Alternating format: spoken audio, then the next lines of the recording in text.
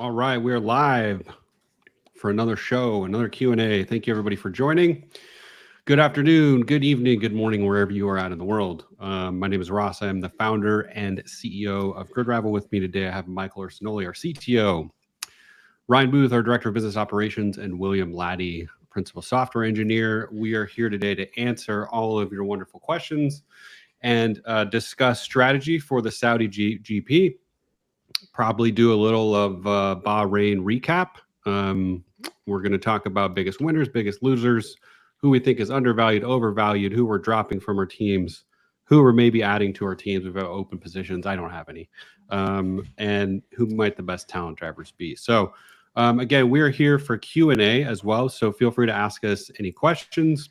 If this is your first time joining a Q&A or you're new to GridRival, this forum does not necessarily have to be questions just about the upcoming race. It could just be general questions about GridRival, how to use the game, how to play, strategic questions, anything, questions about kind of our goals for the business, anything. Here and happy to answer any questions. Before we get into the thick of it, if you want to continue to join some of these live Q&As, if you have interest, make sure to follow us on YouTube, subscribe, and like our videos. And you can also find us on Discord. We'll post a link to our Discord. We have an active and quickly growing community there. Probably the best place you could find us to chat about lineups or any specific game strategy coming into the week. So without further ado, we will get into the meat of it.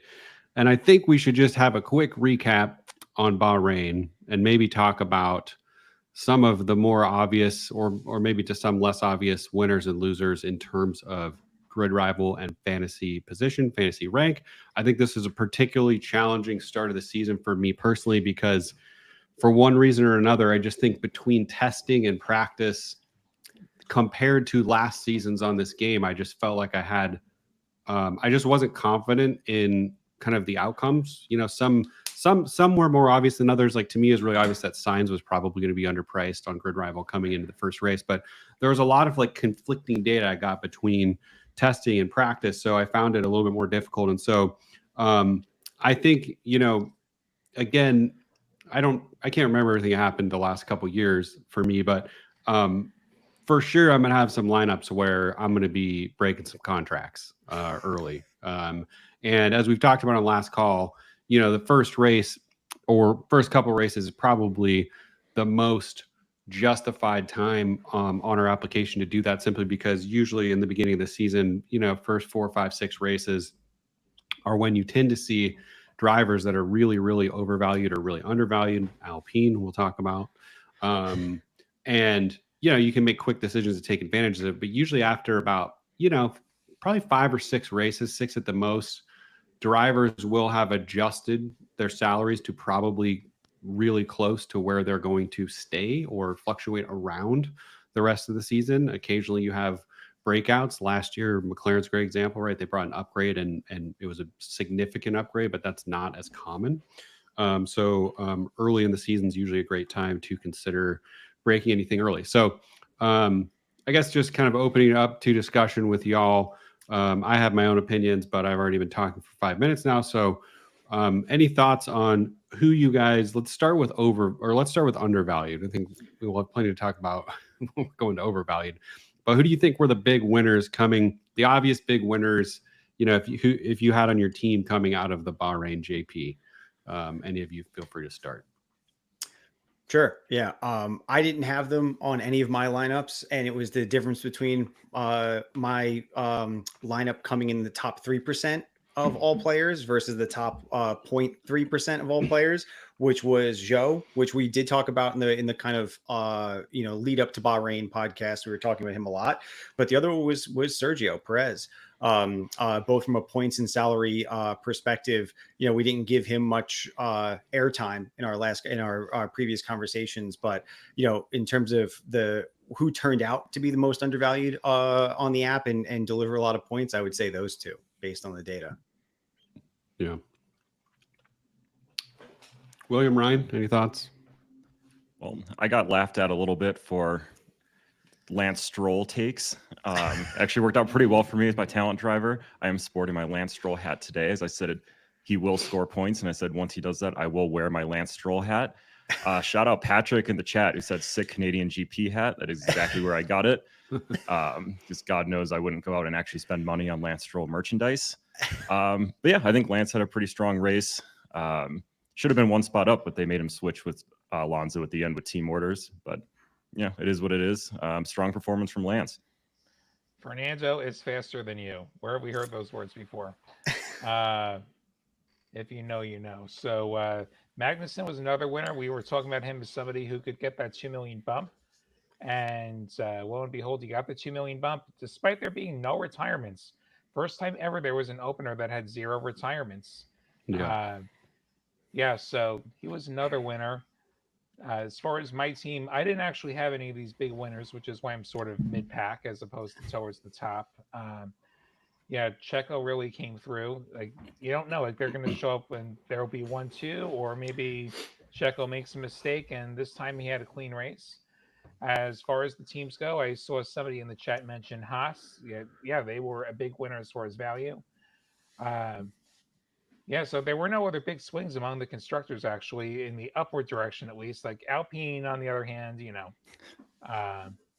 as far as undervalued drivers, though, going forward, I actually still like Sargent as a talent driver. I like him even more after his steering wheel became possessed last week. He was looking about 15th or 16th before the brakes decided to adjust themselves. Yeah. So they can just figure that out. Generally speaking, for anybody who's like newer to the game, anytime you have a driver that drops to like $3-4 million, I'll probably pick that person up if I have space for a race or two, because first of all, it's hard to get that low, with the exception of very early in the season. Second of all, when you're that low, to make a significant jump up, you usually just have to finish. And, usually with 1 or 2 DNFs, if you have a driver, 20th place where Sargent is at 3.8, this is the same reason I signed Magnussen. It's like Magnussen literally just needed to get 18th, 17th. I don't know, I forget where he finished exactly, but he didn't need to make much movement to actually jump up in salary a significant amount. All right, so let's go then to kind of losers. I think we're covering overvalued, undervalued as well, but I think like goes without saying, Alpine was way overpriced. Maybe more overpriced than I've ever seen a team or series of drivers coming into the start of the season. So someone in a league chat I was in, one of the bigger leagues, had asked a question, should I have these guys, should I just release them or just like suck it up and ride it out? And I was like, 100% release it. Those guys are, unless something crazy, unless the first race was some sort of massive fluke, which I doubt it was. I think Gasly and Ocon, if Bahrain was an indication of what's to come, they're going to be dropping in value probably by $2 million a race for the next 3 or 4 races, I would bet. So I would definitely put them number 1 and 2 in the kind of biggest losers out of Bahrain / preseason testing practice and going into the next season. You guys have any opinions on that, or if you have any other people that you think were kind of like, obviously overpriced going into the next event? I wouldn't say obviously overpriced, but something we talked about in the last one was Albon kind of being right at that. He was priced where he was coming out last season, and he was going to really need to show up to maintain that spot, let alone improve. And, lo and behold, car issues, steering wheel issues, whatever we want to call them. Anyone who signed Albon and went for him on the talent driver selection lost a little bit of value. And, I would continue to think about Williams right now. Sargent's a different story, more so Albon. It seems like they have to get some stuff on the car still sorted out. Yeah, same here. Like, I think Albon in particular is overpriced. I don't think Williams has a lot of upside. Alpine is going to sink like a rock, and everybody quit already. So it seems like that car is going to be hot garbage this year. So as far as overpriced, I think that's probably where you're at. I think another potentially overpriced constructor might be McLaren. Yeah, We did see them fall off a bit. It does seem like Ferrari's faster. Mercedes could be faster if they can get past these overheating problems, which could be a problem this week in Saudi Arabia. It's going to be hot there too. But then yeah, you get to say Australia, Japan, those problems go away. We can see how fast that Mercedes really is. for sure. Uh, Somebody's asking thoughts on Sauber. I mean, Sauber might have a little upside. I think Sauber could jump Williams. I think Sauber could certainly jump Alpine from what we've seen of them. Yeah, those are my thoughts about Sauber. Emily asked a good question. She said, I don't have any open positions. Do you think there's anybody that is undervalued enough to be worth ending a contract early? I think it would also just be, I think it might be more determinative of who the contract is with. If you have a contract with Pierre Gasly, like I think end it for literally anybody else on the grid. So that's probably how I'd make that decision and be thinking about like, is the driver I want to break, stable, or is he going down in value? If he's stable, then it is purely a question of like, can I get somebody else for the same amount of money on the team who I think will perform better or maybe go up in value more. So if you're still on the call, you could respond with your exact kind of situation and we could try and answer a little bit more specifically. I think it depends too if you have another open spot in your lineup as well. Because if you just have someone in the middle of the pack, if you drop them, you're kind of locked into how much money you can spend on that spot, which is kind of why I like to have more than one person roll off contracts each week. I like to have 2 spots, so I'm not locked in. It's like if you had Max for the first race, you have 30 million to spend, and then you have another one roll off. You can kind of combine it between 2 versus like being stuck with one driver. Yeah, that's a good point too. Let's see. Would you consider it risky to dish Sargent or Piastri in total value? I'm not sure what dish means. Maybe I'm too old. Or maybe they mean ditch. Oh, ditch, yeah. I'm not dumping Sargent. Yeah, I agree. I'm just looking at Piastri. I feel like coming up the upside. Yeah, I do think a little bit, but just I don't think I don't know. It's always obviously so hard to tell after a first event, but I think his ceiling is higher than 8th, which is where he's at now. I think his ceiling's higher than that. Yeah. His ceiling's probably about 4th or 5th. Yeah. That's a tough call, honestly. I think with it being so early, I don't really see anyone worth spending the early release fee on, with the exception of the Alpines. Yeah, if we're ditching Alpine, yeah. Otherwise, I'm not pressing the panic button on anybody. Okay, Emily responded. She said, Sainz, Lewis, Ricardo, Logan, and Alonso. That sounds like actually my lineup, actually. Well, so you just have Red Bull as a constructor. That's not going to go up in value at any point. So like that could be. Do you mean Red Bull or Racing Bulls? Oh yeah, RB. Sorry, based on price, that's got to be Racing Bull. Yeah, it's got to be Racing Bulls. B carb, whatever their name is. Okay. I honestly, Emily, I would probably stick with that team. I don't see there's nothing there that I think is worth breaking a contract for off the top of my head. That sounds like actually a great team at the moment. I'll offer a slightly contrarian view then. If you are considering any drop on that specific lineup, I'm not saying this universally, you might want to consider Hamilton. Only reason I say that is the next few races are fast races. And me personally, right now, I'm reconsidering power plants. Like who has the kind of aero cooling and engines to kind of push through the speed of Jeddah and the speed of Albert Park. And I think that's Red Bull and Ferrari powertrain vehicles. So, I wouldn't have a direct recommendation of who to swap Lewis out for, because you're just under,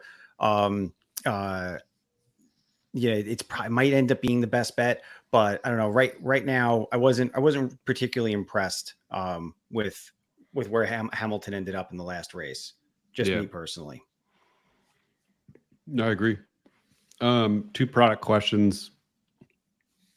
What happened to the web app? Do you plan to bring it back? We do plan to bring it back. What happened to it was, we're a small company. It's really time consuming to maintain multiple different products and multiple different code bases. And so I think, I would also just say like our web app got very little usage overall compared to mobile apps, beyond 10 to 1.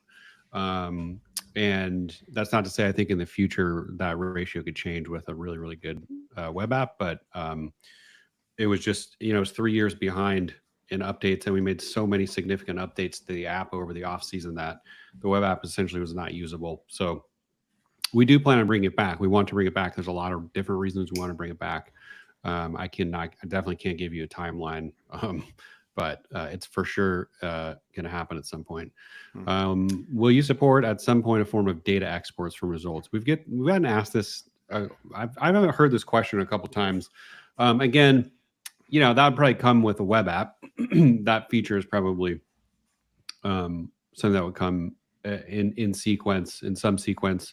I think important to remember. So we have a feature request board, which is feedback.gridrival.com, where you can vote on existing features users have proposed or propose new ones, as long as you promise to actually read through the pre-existing ones and you don't create duplicates. But yeah, go check that out. And then I don't know, can one of you guys, while I'm talking, maybe grab a Discord link and tag that there as well, so we can have that pinned. I think you're the only one that can pin it, though. Oh, okay, that's fine. Just if I can grab it too in a sec. Okay. This is a good question. Can you discuss how to approach the sprint weekends within the context of prioritizing points versus value? That's a great question, Mike. I don't know if you guys have any thoughts. I off the top of my head, I need to figure that out, because this is actually the first year we've had sprint weekends. William, go for it. Yeah, so this will be new turf for a lot of us, as Ross just said. The good news is the first sprint isn't until round 5. So a lot of the values will be fairly stabilized at that point. And so we can lean more towards generating points at that point as opposed to value. The one way I think things could be different value-wise would be you'll get that boost from maybe some midfielder who's going to be good on a particular track. Maybe they score you a few extra sprint points, and that's enough to get them a bigger value increase at the end of the week. Yep. Yeah, so I think that's the one thing that'll happen differently with sprints. Someone said Hulkenberg's undervalued. No one's talking about him. Value didn't change because he was unlucky. I don't disagree with that. I would just say I very vividly remember so many times last season where Hulkenberg qualified really well, and the same damn thing happened. It was a lot better than they race. Yeah, he would qualify in 9th, 10th, and then whatever reason, strategy, pace, he would always finish lower. And so that's why I didn't specifically mention it because of his value simply didn't change. And I do think there's upside for Hulkenberg, but I have a hard time putting my trust there versus some of the other options that exist. So Haas went up as a constructor. Someone said Haas went up the most as a constructor. They did. Yeah, which true. Again, if you're on any previous calls, we mentioned quite a bit. Usually the last place driver or team is almost it's probably one of the safest bets you can make out the gate, because typically all they have to do is finish,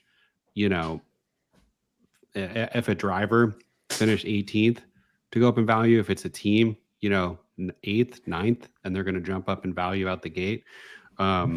So we saw that happen despite there not being any DNFs, which is usually what causes it. So yeah. I want to amplify Dane's point in the chat about, he says, dropping people quickly after a race is dangerous. In future weeks, wait towards the end of the week before paying early release fees. And I think I speak for everyone here. I would never release a driver before practice. I really don't make any lineup changes until practice happens. It's why would you pay an early release fee? And maybe they look good in practice or look good at a particular track. So when we do talk about early releases or potentially adding people to your team, I would not ever drop anyone before we've seen cars on the track. That's a good point. Yep, very good point.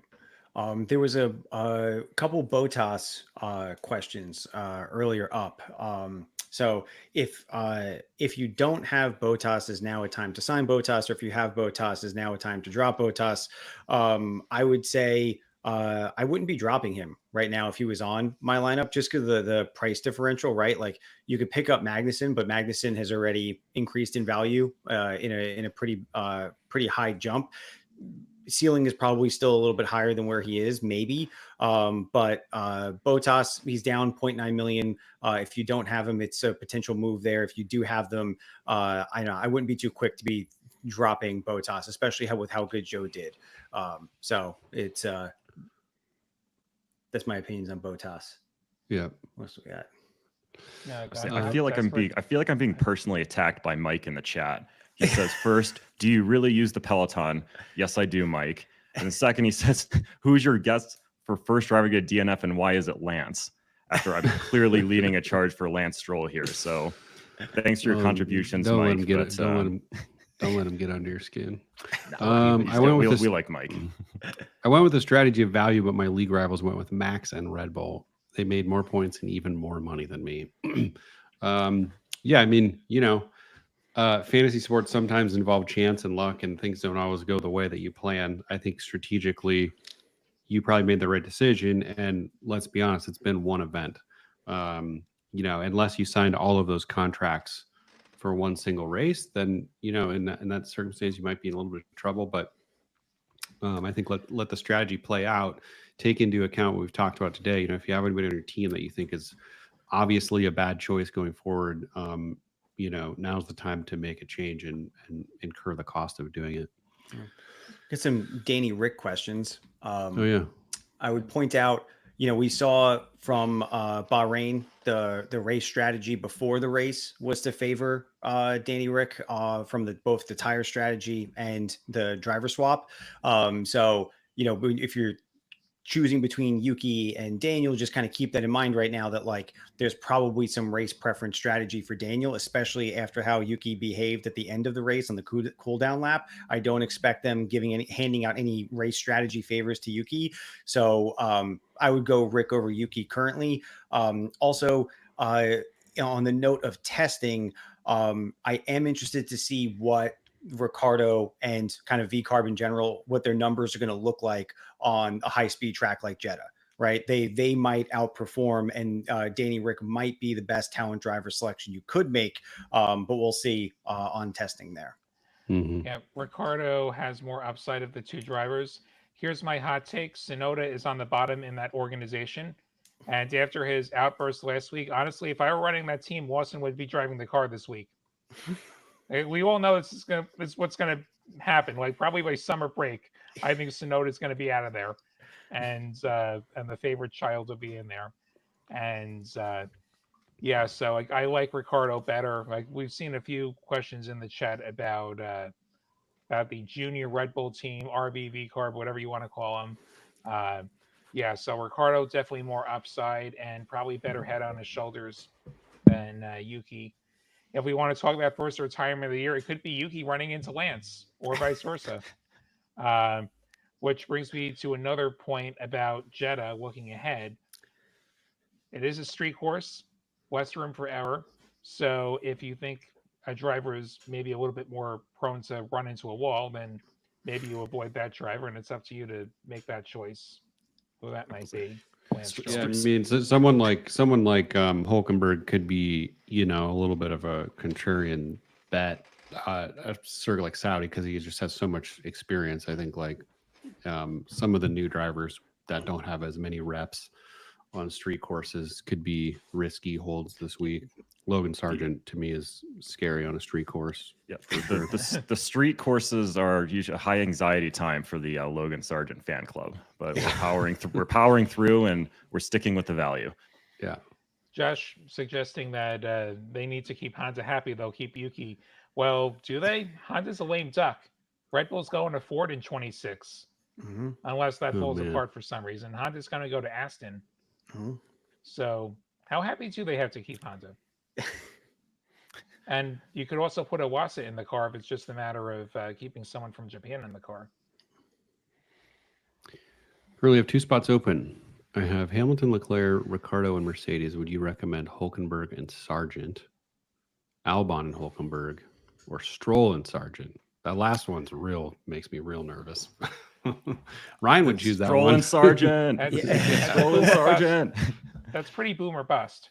Yeah, it really is. But if you want to swing for the fences, I like that. I would definitely go of those combinations. I would go Albon and Hulkenberg for the reason we just said. But off the top of my head, I don't have my screen open. I don't know pricing wise where those fall. Let's see.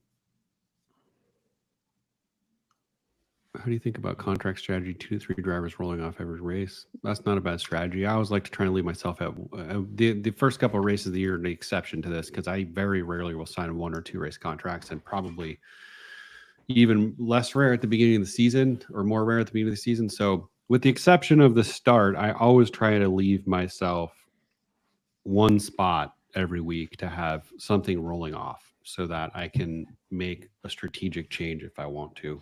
2 to 3 rolling off every race is, I mean, that's certainly leaves your options open. I think that would get hard to consistently do. That's too much for me to manage. I'm more of an emotional player than that. Yeah, and to my earlier point, it's like always like to have, if I'm going to have 1, I want to have 2. It just gives me more flexibility versus just having 1. You're kind of shoehorned into whatever value that is with whatever driver. You have a little more room to play around if you have 2 to 3. Yeah, for sure. Yeah. If you end a contract early, what's the penalty? Is how many races left? So it's 3% of the contract value will be the penalty fee, and then it will enact the 1 race lockout rule, which means that in this case, if you were to like release someone during testing this week, you wouldn't be able to re-sign them this week, but you could re-sign them for Australia. There's less of an impact when if you're specifically dropping someone, you're probably not going to want to re-sign them right away. That's more of when your contract expires and you wish you could re-sign someone but can't because the 1 race lockout rule. This is a good question from Ryan, from your friend Mike. Any drivers you'd be taking profits on? I assume he means, pulling the contract because you've made money. For me, probably not. I don't think anybody that I put on my team with the intention of getting value, I think is like capped. But that is a really important point you bring up just to think about, is like, if you have, I don't know, Yuki, right? Signs, any of these people we've talked about that are, undervalued. If they have 2 or 3 races where they're going up, $2 million, like that's probably the territory I'd start to think about. Do I pull out or do I let it ride if I have more races to go? So good point for sure. Yeah, I think early you just let it ride because, I mean, let's be honest, if you sign these drivers race 1 assuming they're going to go up, you wouldn't sign a driver if you thought he was going to go down. So you're probably trying to that increase in value is almost expected. I think you just keep letting it ride, especially early in the season. Yeah. I would say Joe though. Like if you made a quick $2 million on Joe, it's worth the mental experiment of making that decision. Matthew Stambaugh, first time using GridRival. I just want to say it was a lot of fun. Looking forward to the rest of the season. Thanks, Matthew. Aaron Fletcher, where can I send my resume to work for your amazing team as a systems engineer? You can send it to support@gridrival.com. We aren't currently scaling up the team, but that'll probably happen, maybe summer, fall time. So just keep that in mind. Let's see. Any other good ones you see in there? Mark has a very good goal. Maybe this is the time for us to review our teams and what changes we might make. That might interesting. Answer some of these questions. Yeah, someone saying I hadn't heard this. The Mercedes configuration was wrong and Total acknowledged it. Interesting. Yeah, they got the cooling wrong there. They were overheating, and Williams actually had the same problem where they were overheating last week. That said, you're going to trade off some performance when you add cooling. Like there's a reason you have less cooling. So we'll see how that works this week for Mercedes. Mark says, why does Russell part his hair down the middle? Ask him. That's a great question, honestly. I don't know. Okay. Okay. If you end a contract early, what's the penalty? We asked that. Jeez. Yeah. Ferraris look good. I agree. The Ferraris do look good. Do you think V-Car or Kick is a better constructor? Sauber's got more upside. Kick Sauber definitely has more upside than Racing Bulls. I think I think going into the start of after, testing and practice, I think people were a lot more bullish about RB than I don't think they performed up to kind of what people's expectation were, at least from the discussions we've been having. I did say, just going on record, I did talk a lot about Kick. They had a very strong testing. I don't think their first race was great, but I think they do have a lot of upside. I'd agree with William there. My goal this season is to make as much money as I can in the first 10 races. Then the final 14, I stack my lineup. This works well against the top teams who focused on points over profit. Very well said. That is kind of what we've recommended on the last couple calls, whether the balance is 10 and 14 or whatever it is. I think it's more about focusing on value until you get to a point where it's, you get diminishing returns, in my opinion, kind of like above 130. I've also noticed that you're not in the green. You're not in a safety zone until you pass about 130. That's been my experience. Meaning, like if you get to 125, just because of like who you have to sign in that range, you can still lose it as quickly as you gained it. But I've kind of noticed that when people like hit 130 million in team value plus, which is hard to do, you got to get lucky. I mean, there's got to be a little bit of luck involved to get there. But you can usually focus more of your efforts on, middle top drivers who are more consistent and don't have those bigger swings. So if that takes you 10 races, great. You may get really lucky. It may take you 8. But whatever that is, I think I definitely agree with the strategy to kind of like out the gate focus on value. I like Liam's question. Likely big value increases this weekend. He thinks Botas is an easy 2 mil increase. Botas and Sargent.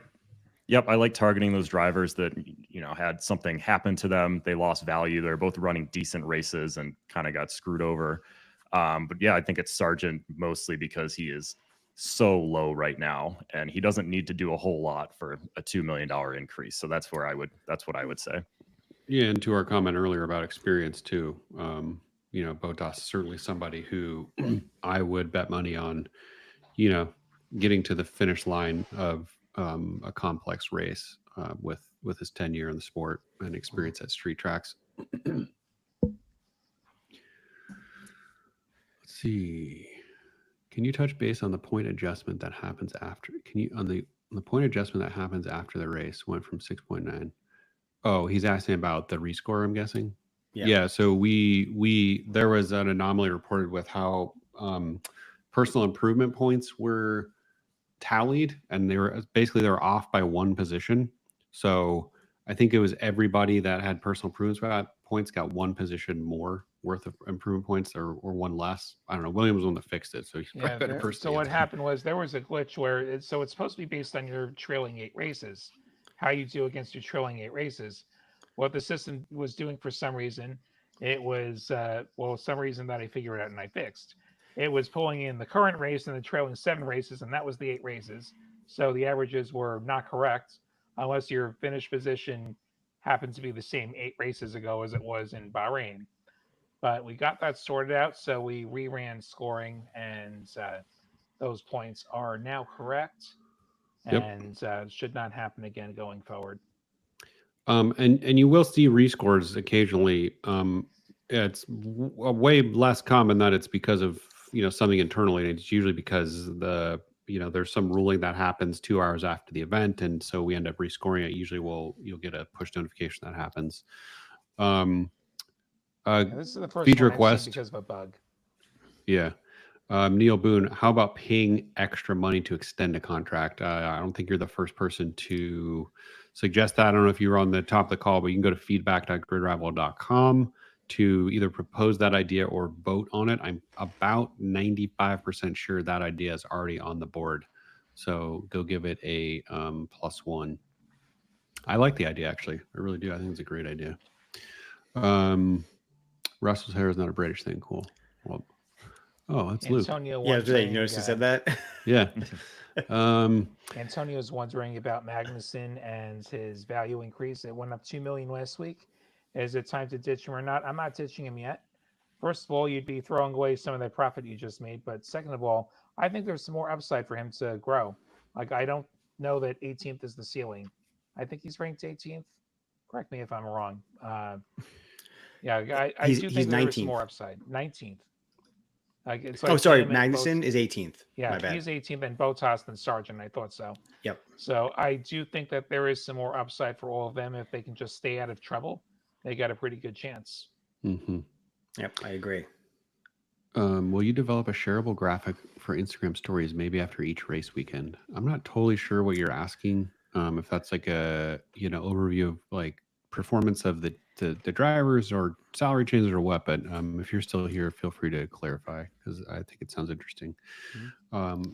I was happy to do anything that provides more engagement on some of our social channels. Yeah. You guys are further ahead in the chat. I'm still trying to catch up here. I'm trying to not leave any of these questions in the dark. When are better or worse matchups going to post? After this call. Great question. Right after this call, I will click the button and it will be up there. Yeah, for those not in the United States, he's asking about a game that we have that's specific to the U.S., where we are a legally regulated gaming company where you can play some of our games with real money. Are all the issues with the app now sorted? The PI points were showing wrong in the A-race average. All the scoring is correct. We are pushing a fix. I don't know. Is it today, Mike, for the A-race average or sometime soon? Likely tomorrow. We'll get it. We'll definitely get it out before lockdown. But we're doing testing today and tomorrow to get a few minor bug fixes out there for the app. Yeah. Noah Wilger, again, something about discrepancies in his team screen. Seeing email support. That's the best thing you could do is try and figure it out. We'll get to it as quickly as we can. We're pretty quick with this right now, just with the lack of support we've had. We'll have room to check it out. Who's looking good this week for talent drivers? That's actually on my list. We haven't even got into that yet. That's a whole nother discussion. Yeah. I'm just looking at my board here. Do you guys have any immediate thoughts? Well, definitely not Peter Gasly. Well, quick reminder for anyone: talent drivers are only selectable for contracts under $18 million in value. So that currently is at Gasly, is like the most expensive talent driver eligible person within the app. But obviously, you should be skipping Alpine entirely. So for me, that brings it down to Stroll. He's currently on my team. I think he's definitely, as long as he can keep it on the road, he's a solid pick for talent driver from a pure points perspective and probably a little bit of value as well. I'm not long-term on Stroll right now. It's a long season and he's an inconsistent driver, I think is a fair way to say it. So, but I would say on terms of like the most expensive option for a talent driver that seems appetizing to me is definitely Stroll. I'm also running Danny Rick and Stroll on one league at the same time, so I could swap between the two. So when I look at testing, I could swap between Danny Rick and Stroll is for talent driver for me. As far as talent driver goes, so right now my lineup's Ricciardo, Piastri, Sainz, Sargent, Alonso, Mercedes, and I don't have anybody rolling off. I'm standing pat probably. I'm sticking with that lineup. So I've had Ricciardo talent driver. We were preaching him last week. Racing Bulls has been a little disappointing. Depending on how practice goes, I could consider taking a flyer on Sargent as talent driver and hope he brings the car home. I do think there's some upside with improvement points and improvement points in particular, depending on how he qualifies, maybe some overtakes as well. We know Williams is faster than Alpine. Williams may be faster than Sauber. Williams may be competitive with Racing Bulls. They may be competitive with Haas. So I see a lot of upside with Sargent if he could deliver. If I'm starting from scratch, Stroll is probably my choice for talent driver unless Aston's really disappointing in practice this weekend. Mm-hmm. Some comments. Glad I finally caught you guys. I love your apps. First time user. Thank you. Not sure if this is when scope the stream a feature would. So this is a feature request. he's asking about a feature that I believe is on the board and is called Lineup Planner. Go to feedback.gridrival.com. You can suggest features there. Again, you have to promise that you'll read the existing ones and vote on them. Don't make my life more difficult by creating duplicates. I think probably one of the top 5 ranked things on there is something called Lineup Planner. And I believe that's what you're asking, which is a tool that will allow you to kind of like mess around with your lineup, make changes to it, remove drivers, add drivers, pay early release fees, and it'll show you kind of the impact of doing so. But like you're not actually making changes. And then if you want to go forward with your change, you could save them versus adding one driver at a time. I believe that's what you're asking. And if you are, yeah, go to feedback.gridrival.com and vote on it. There's questions about constructors. We didn't talk about them at all. I would say on the constructor front, obviously it's going to highly depend on how much budget you have to play with, right? People who went with Haas benefited from the value raise that Haas had. People that went with, Red Bull or Ferrari benefited from the points that came with, the points that came with them and a little bit of contract value increase on Ferrari. I have Ferrari in most of my lineups on constructor, and I'm keeping that for now. Their power plant is probably the most capable on the high speed outside of Red Bull. So I feel like they'll be flat to positive in terms of value, as long as, there's no racing incidents.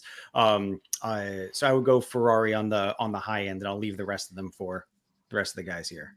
Yeah, I saw the specific question about McLaren versus Ferrari. I don't think there's any reason to take McLaren over Ferrari. They're about the same price, and I think both Ferrari drivers are going to outperform both McLaren drivers. So I would not recommend using McLaren instead of Ferrari. Mm-hmm. Yeah, Ferrari's looking better. And also keep in mind, McLaren is Mercedes powered. And we did see the overheating problems last week with some of the Mercedes powered cars. So they may have to cool the cars a bit more in Saudi Arabia. So Ferrari, unless we see something really wild on Thursday. Remember, this weekend's another Thursday, Friday, Saturday weekends. Practice Thursday, lockdown Friday, race on Saturday. Yeah, good call out. Yep. Enjoy the rest of your weekend after that. It's also a good point to mention the Mercedes engines are Mercedes, McLaren, Williams, and Aston, right? Aston's on Yeah, Mercedes, McLaren, Aston, and Williams. Yeah. And then Ferrari's on the Ferrari and the Kick Sauber and the Haas. Mm-hmm. Honda for Red Bull and whatever we call them, Toro Rosso. V-Carb, whatever. And then Alpine is the only Renault-powered car, thank God. I thought a good question. At what point will Alpine drivers have value? Say they dip to 12 million, would be tempting to lock for a few races. I think the thing you're looking for is when their salary rank on GridRival starts to more closely align with where they are finishing on average. When those two are within like a couple spots of each other, that might be the time to think about it. They have a lot further to fall. Yeah, they have a lot further to fall. And I think, again, if the first race is indicative of what we're going to see for the next several, I think I would only be putting on one of those guys on my team if I have to only have 5 million left in the bank and it's the only option. Until you see upside, I probably would not be adding them to my team. Now, if they bring an upgrade in the middle of the season that is promising, then depending on how promising it is, then you might add them. And I think whatever your belief is on that topic, it would probably determine how many races you add them to your team for. Can we get a look when you open a Series B? I'm not sure what that question refers to. Mike. Yeah. That was your boy, Mike, Ryan. Yeah. We're best we friends hit now. on Ferrari over McLaren for constructor. I see another one here. I have Danny, Rick, Norris, Piastri, Hulk, and need a driver and constructor. Are Stroll and Racing Bulls a good option? And do you think Haas will keep going up? Well, there's a couple different questions there. My concern with your lineup is Norris, having Norris and Piastri with where they're kind of ranking right now, you don't really have a top point scoring driver that I would feel comfortable with at the moment, right? So I would look at that first and like, is that a strategy you're going to stick to? If so, then yeah, Stroll's probably your best bet to add to that, and then Racing Bulls as well. Otherwise, you have Haas and Sauber and leave some contract money on the table for when you want to swap out and get a higher performing driver than where Norris currently is. Yeah, if we want to generate value, maybe we don't go Racing Bulls, we go Sauber or Haas, like you said. Mm-hmm. Someone's asking a follow up to my statement about Sergeant Talent Driver. Why wouldn't I go Albon instead? First of all, I'm not making any changes to my lineup. I don't have any Albon. I don't have Albon right now, so I'd have to ditch somebody if I was going to do that. The other thing is, I do think that Albon is near or at the ceiling, and Sargent has a lot of upside. So I'm looking to generate budget. I'm also hopefully going to generate some improvement points when nothing goes wrong with the car. Cross fingers. It's like he's like 15th last week. He's 15th if only the steering wheel does not do what it did.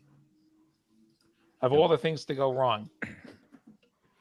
I'm pinning the Discord link, by the way, for anybody that's not in the Discord. Strongly encourage you to join it. Okay, where'd this question? Someone said, have you thought about have you thought about derivative contracts, like being able to short a driver? And somebody else asked for it. Again, feedback.gridrival.com posted. Here's what I'll say is, like, we're getting into the territory of like functionality that probably, a very small percentage of people would utilize. And so if that ever exists on our platform, it's probably very far out in the future and will be encompassed in a set of functionality that would allow you to really, really be able to kind of tweak with the game mechanics. I think one of the most difficult things in any product like this is adding complexity and still keeping it simple for the masses. And so that's just, I don't know, we've you're not the first person to ask that, but again, like I said, I'm always willing to be proved wrong if it gets outvoted and more people want that than they want real-time scoring, then we'll maybe give it a look. Yeah. Someone asked, are you doing this live streams before every race? Answer to that is yes, and we're bad at promoting ourselves. Like, subscribe, comment, all of those things. We're not going to probably send out push notifications for these for every race, or we're still working that out. So subscribe to the channel. This way you get notification and turn notifications on. This way you get notifications when we post the live stream each week. That'd be the best way to get in here. Yeah, Margaret asked, which race do you think would be a good time to start focusing on points over value? We kind of talked about this a little bit ago. It really just depends. It depends on, I would just say, as like a very general and not hard line, if your team starts to hit 130 million area, then I think you're probably at a safe spot where, like, I wouldn't say stop focusing on value. Like, there's still probably value to be had. Case in point, some of the, like, if you looked at the top 100 teams on the GridRival global leaderboard last season, out of probably 100,000 people that had teams last year, you saw team values. I actually think there was some guy who was like 160 million, which is the largest I've ever seen. But usually it's like 140, 145, 150 is pretty common. So you're always going to find upside somewhere. It's just where it's coming from is going to be different. Right now, it's drivers and teams that were underpriced to start the year based on the limited data we had to work with. Going forward, it's going to be more somebody who had a bad week and they took a 2 million dip. And so you have a bargain, and you could get them on the cheap, get some more points, get some more value. And that's where it's going to come from later in the season. Yep. Along with that, I'm never going to just ignore the potential to gain value until probably they get to the Americas, like towards the end of the season, that Austin, Brazil, Mexico, Vegas swing. Then I'm just thinking purely about points, since there's no more opportunity to use that money after. Yeah, and the other place Yeah, the other place you'll find value later in the season, along Williams' point, is teams bringing major upgrades. Like Piastri and Norris at one point last year went from overvalued to the most undervalued drivers on the grid almost overnight. And if you had Piastri, you signed him for a 5-race contract, of which you were able to get him as talent driver for a while.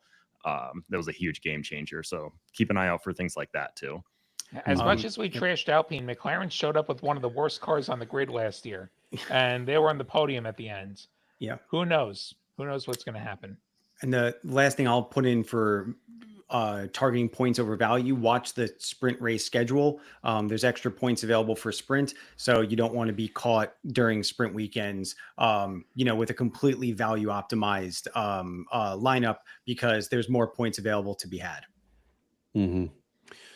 Someone asked, can you tell us about your roadmap? So that's a great question. Probably a good closing question. We're down to 10 minutes. So if anyone has final questions, now's the time to get them in. And probably won't have time for specific lineup, review stuff, but go share that in Discord. That's a great place to get feedback. So our roadmap is primarily focused over the next, 6 to 12 months on a lot of our real money gaming products in the United States. That's how GridRival is monetized. A lot of people outside of the United States ask us from time to time, like, how do you guys actually make money? Because you don't have ads or anything like that. So we are a daily fantasy sports company within the United States, very soon to be the UK as well. We just got a gambling license there and hope to be live there probably in, I'm not going to say it, a month, but hopefully soon. And so, for us to continue to exist and thrive as a business, we obviously need to be able to prove that we can, make a lot of money and be profitable at some point. And so the way that we chose to do that is through offering real money games to the motorsports community. So right now we have, just like on our free game, we have NASCAR and Formula One. We're going to be continuing to add more motorsports series. And that's not to say we are ignoring the leagues game. Over the next, I don't know, actually, honestly, the next month or two, you'll probably see some bigger projects that we're working on a revamp of the My Team screen, which we're actually talking about today with the Discord community, just kind of sharing screenshots of maybe what we're doing and getting feedback if that's something you're interested in doing. Probably one of the bigger changes you're going to see on the league's product over the course of the year. And again, Mike is the CTO here, so just speak up if you think I'm misstating this, but I think are probably more centered around performance and stability and stuff than they will be around like necessarily new features and functionality. Real-time scoring is like a really big, that's the number one thing on the list we get feedback of. People say, I want to be able to watch in real time and see my leaderboard update and see my team update. So that's like the number one feature we might be able to get to this season, because I think that has application for our whole product, not just our leagues game. Will provide value to our pick'em game, to our daily fantasy game in the United States. And I do agree. I think it would definitely elevate the experience of watching racing and like being, more in community with the leagues that you're in, to be able to see some of those things in real time. So that's kind of high level overview, Michael. I don't know if there's anything I missed or you think that we should add to that question. Yeah, on the league side and the kind of global side, there's benefits coming to the whole app over the next few months that are being worked on now for returning players who are coming from last season to this season. You hopefully have seen a large change in the app already in terms of performance and stability, especially during our peak traffic times during lockdown. And scoring. So there's gonna be more of that. There's more performance to tune up out of the app to make things quicker, reduce clicks, those sort of things. Tactically, we've gotten some feedback on the notifications and kind of you can only kind of opt in and out globally. We wanted to have a more robust notifications feature into the app for the start of the season. We have been working on that for the better part of a month and a half at this point. So that's coming in the future, where you'll be able to fine tune your notifications and opt into things and opt out of things. So that's one of the more tangible things you'll see, along with speed and performance improvements coming over the next couple weeks. Yeah, well said. I think good last question. Now, having seen how teams have performed week one, what indicators could have predicted this outcome? I don't think any behaviors that, I don't think we missed anything, I'll say. I think a more, a set of practice rounds that was more closely aligned to what we saw in qualifying probably would have helped us predict it a little bit better. But the reality is the first race of the year is tough, and that's why there's always, we've talked repeatedly, if you've been on multiple shows, we talk about the opening in the season is where there's the most kind of swing in salary and upside, because we're having to try and predict actually as a company where to reset values. And so there's not a lot to go off of. But I don't know. I mean, I don't think there's anything we could have done differently. I don't know if you guys have any thoughts. No. It's kind of black magic, especially when there's like no testing anymore. Yeah. It used to be right after Christmas, there'd be entire test teams that would be pounding around the track every day, like all like January into mid-February. Well, there'd be multiple testing sessions too, if I remember correctly, from back in the day, like 3 weeks even before. Worth, I'm gonna go like even before the testing ban, like you'd have an entire test team. Yeah. Like you'd have your 2 race teams, and you'd have your test team, and you'd have a test driver. Those were the days. Yeah, for sure. All right, everybody. Thank you for joining. We're going to close out. Before you leave, remember, subscribe to the channel, like all the stuff. Find us on Discord.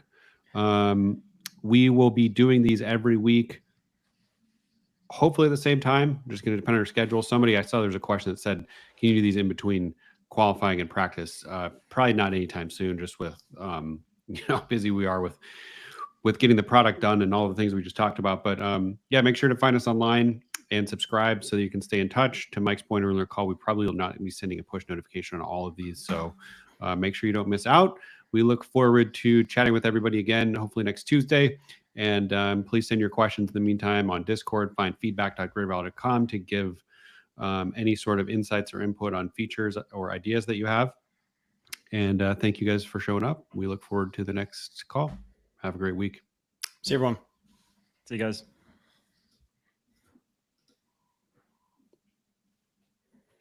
All right.